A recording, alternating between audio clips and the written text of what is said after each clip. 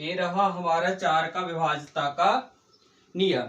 अब देखो 4 का विभाज्यता का नियम क्या बोलता है कि यदि संख्या में इकाई और दहाई अंकों से बनी संख्या 4 से पूरी तरह विभाज्य होती है तो संख्या किससे विभाज्य होगी? पूरी तरह 4 से। क्या? इकाई और दहाई।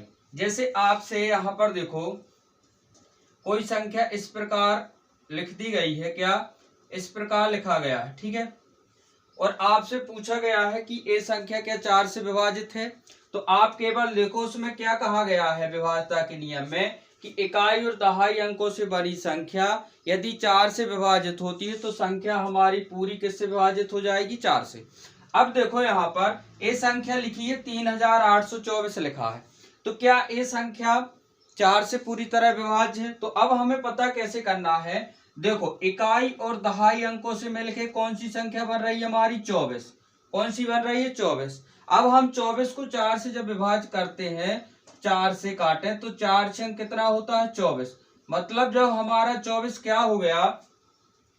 4 से पूरी तरह से कट गया तो ये संख्या भी हमारी किससे? 4 से पूरी तरह कट जाएगी। अब देखो काट के भी देखते हैं, यहाँ पर देखो आप, क्या ये 3824 मतलब 3824, इसको 4 से काटना हमें, 4 नाम 36, 8 में से 6 गया 2, 2 तारीख 4 पंचे 20, क्या बचा?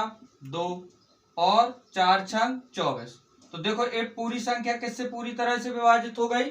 4 से। किससे विभाजित हो गई? 4 से।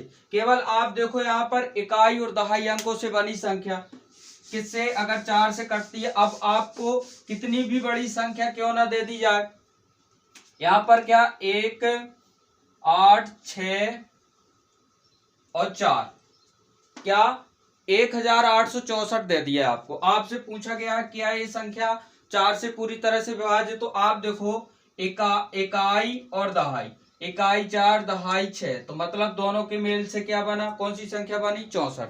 अब 64 को आप जब 4 से 4 से काटते हो, किससे? 4 से काटते हो तो 4 एकम 4, 2 4 छंग 24, तो क्या 64 हमारा 4 से क्या हो गया?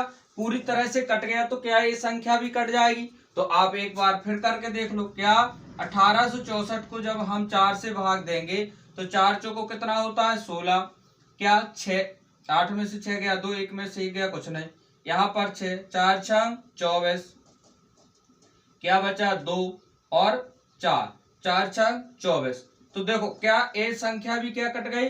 4 से पूरी तरह से विभाजित हो गई। अब परीक्षा में आपसे प्रश्न किस प्रकार पूछे जाते हैं, आपको कोई 4 संख्या दे देगा, ठीक है, जैसे मान लो एक संख्या ए है, ठीक, दूसरी संख्या आपको दे देगा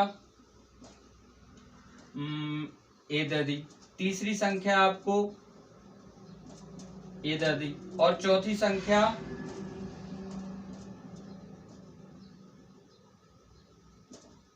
अब आपसे पूछेगा कि निम्न में से कौन सी संख्या 4 से पूरी तरह से विभाजित है।